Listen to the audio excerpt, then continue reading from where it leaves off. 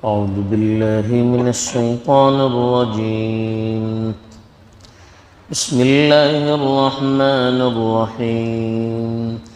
لا يكلف الله نفسا إلا وسعها لها ما كسبت وعليها ما اكتسبت ربنا لا تؤاخذنا إن نسينا أو أخطأنا ربنا ولا تحمل علينا إصرا كما حملته على الذين من قبلنا ربنا ولا تحملنا ما لا طاقة لنا به واعف عنا واغفر لنا وارحمنا أنت مولانا فانصرنا على القوم الكافرين.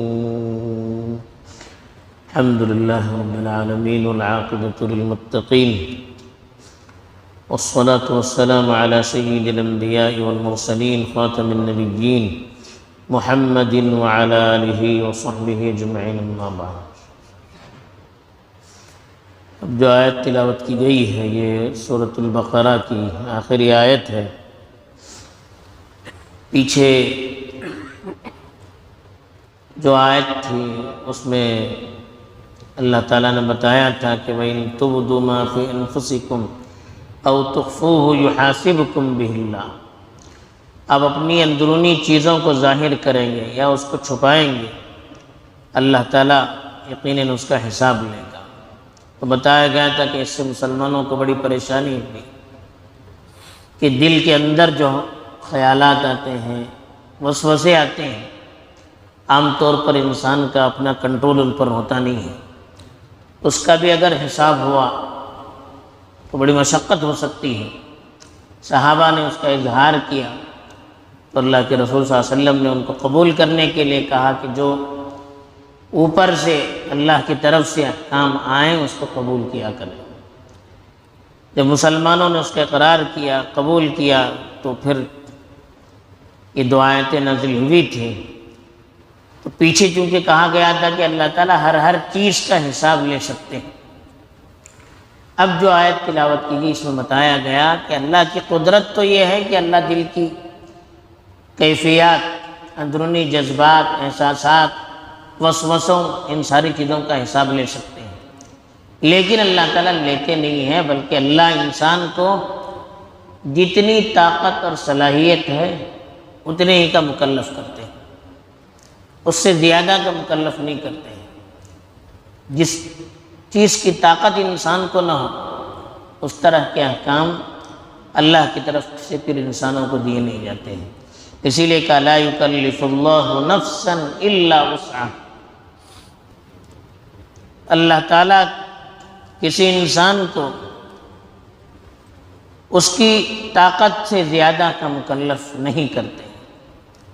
تو اس سے علماء نے لکھا ہے کہ دین آسان ہے مشکل نہیں. دین میں ایسے کوئی احکام ہمیں ملتے نہیں ہیں جو انسان کے لیے تکلیف دہ ہو جو انسان کی صلاحیت سے اور اس کی طاقت سے باہر ہو. ایسے مشقت والے احکام شریعت میں نہیں ہیں. البتہ انسان کی تربیت کے لیے بعض ایسے احکام دیے گئے جس کی انسانی طبیعت متحمل ہے. انسان اس کو برداشت کر سکتا ہے جیسے روزے رکھنا ہے یا سردی کے زمانے میں بھی فجر کی نماز پڑھنی ہے یا ایسے ہی حج کا سفر کرنا ہے. اس طرح کے کچھ احکام ہیں جو بظاہر مشکل ہیں لیکن انسانی طبیعت اس کو برداشت کر سکتی ہے. انسان کے اندر اس کی طاقت ہے. طاقت سے زیادہ کا اللہ تعالیٰ انسان کو مکلف نہیں کرتا. پھر دوسری بات جو بتائی کہ لہا ما کسبت وعلیہا ما اکتسبت. انسان کے نفس کو وہی ملتا ہے جو اس نے کیا اور وہی عذاب ملے گا جو اس نے کیا. یعنی انسان کو جو ثواب یا عذاب ملتا ہے اس کے اپنے عمل کے اعتبار سے. اچھا کیا ہے تو اللہ کی طرف سے اچھا اجر ملنے والا ہے. اگر اس نے غلط کیا تو اللہ کی طرف سے اس کا وبال بھی بھگتنا پڑے گا. فَمَن يَعْمَلْ مِثْقَالَ ذَرَّةٍ خَيْرًا يَرَهُ. وَمَن يَعْمَلْ مِثْقَالَ ذَرَّةٍ شَرًّا يَرَهُ، جو رتی برابر بھی بھلائی کا کام کرے گا، اچھائی کا کام کرے گا، وہ اس کا اجر اور ثواب اللہ کے پاس دیکھے گا۔ جو رتی برابر غلط کام کرے گا اس کا وبال بھی اس کو بھگتنا پڑے گا۔ تو اس لیے انسان کو جو بھی اس کو عمل کرے گا اس کا بدلہ مل کر رہے گا۔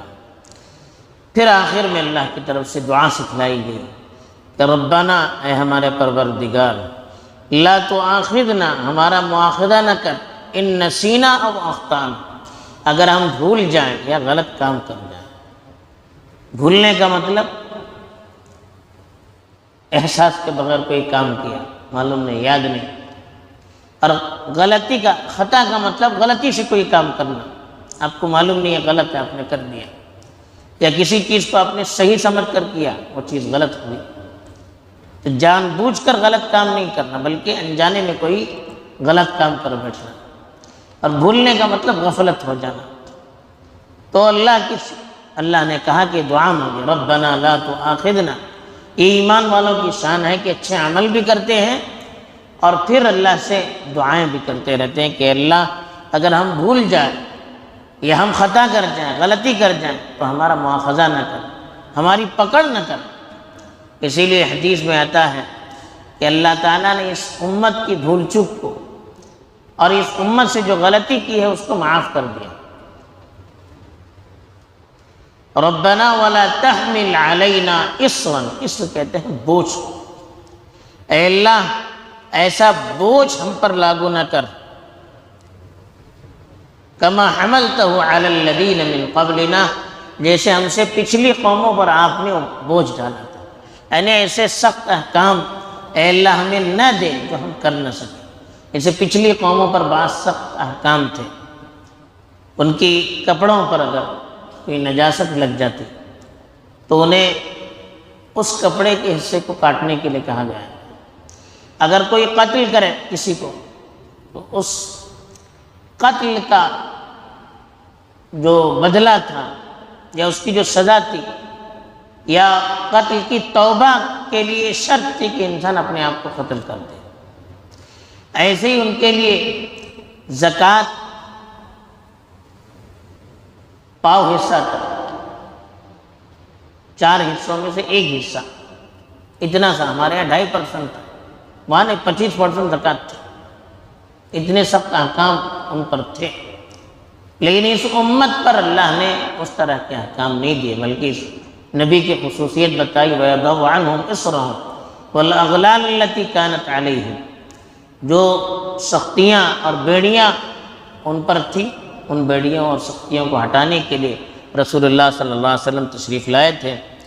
تو اس لیے کہا کہ اللہ ہم پر ایسا بوجھ نہ ڈال، ایسے سخت احکام کا ہمیں مکلف نہ کر جس طرح کے پچھلے قوموں کا سخت احکام کا آپ نے مکلف کیا تھا۔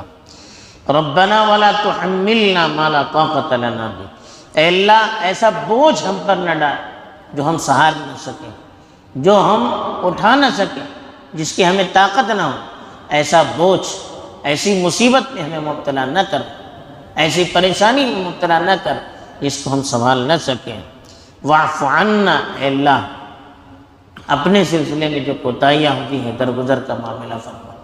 واغفر لنا، ہماری بخشش فرما، جو گناہ ہم سے ہوئے ہیں اے اللہ معاف فرما۔ وارحمنا، اور اپنی طرف سے ہم پر فضل فرما، رحم فرما۔ انت مولانا، آپ ہی ہمارے مولا ہیں، ذمہ دار ہیں، کارساز ہیں، مددگار ہیں۔ فانصرنا علی القوم الکافرین، کافروں پر اے اللہ ہماری مدد فرما، ان کے خلاف ہماری مدد فرما۔ تو یہ دعا ہمیں سکھلائی گئی اور اسی پر اس صورت کا اختتام بھی ہو گیا ہے۔ بہرحال آیت کی آخری آیت میں ہمیں یہی پیغام دیا گیا کہ ایک تو دین آسان ہے، شریعت میں کسی ایسے عمل کا ہمیں مکلف نہیں کیا گیا جو عمل ہماری طاقت سے باہر ہو۔ دوسری چیز انسان کو بتایا گیا کہ اللہ کے یہاں جو بھی ملے گا، اچھا ہو یا برا، اس کے عمل کے اعتبار سے ملے گا۔ تیسرے، بندوں کو اللہ سے ہر معاملے میں دعا کرتے رہنے کے لیے کہا گیا، مدد طلب کرنے کے لیے کہا گیا، ایسے احکام سے پناہ مانگی گئی جو احکام سخت ہوں، ایسی مصیبتوں سے پناہ مانگی گئی جو مصیبت ہم اٹھا نہ سکیں، اور اللہ سے ہر اللہ کے حق میں اللہ کی حق تلفی ہوئی ہو یا بندوں کے ساتھ حق تلفی ہوئی ہو، اس سے معافی مانگنے کے، اللہ کی طرف سے معافی مانگنا، کیسے معافی مانگا جاتا ہے وہ ہمیں سکھایا گیا ہے، اور پھر اللہ سے مدد طلب کی گئی ہے۔ ایک مومن کا یہی شیوا ہونا چاہیے۔